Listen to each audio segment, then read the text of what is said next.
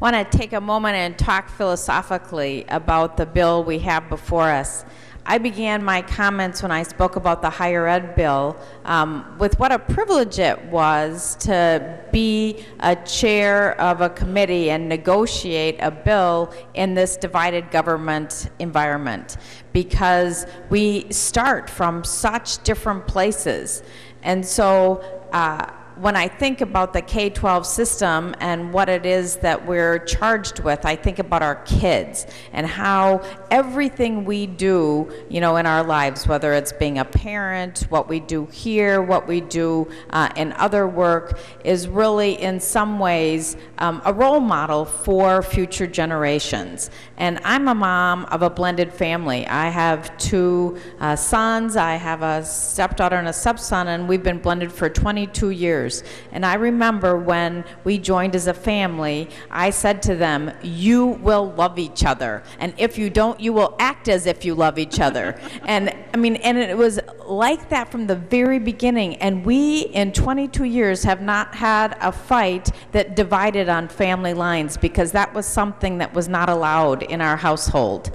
And so I bring this up because, number one, I would have liked to see all the money for the most part on the formula, with the exception of the scholarships. And I do appreciate the parent-child home provision that Senator Uyghur has helped to make sure is in the bill. But ultimately, the reason I say that is because I trust our districts. I trust those who are entitled with the responsibility of making sure our young people are educated to their full potential. We as legislators can't possibly know the very best way to do that, and I think when we act as if we do, that we are fooling ourselves and doing a disservice to them. So I would have preferred more money on the formula, given them all the tools in the toolbox to be able to do what's best in their own communities, including, of course, for Senator Peterson's compensatory program, which I represent both Osseo and Robbinsdale.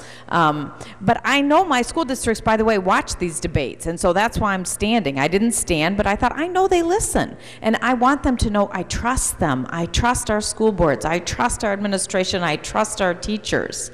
What you have before you is a compromise made up of a House and Senate divided, with input from the governor. And so I say this in part to all who are watching. I think it's a bad example if we don't embrace the result we got. It's never perfect. It never gives us everything we've got.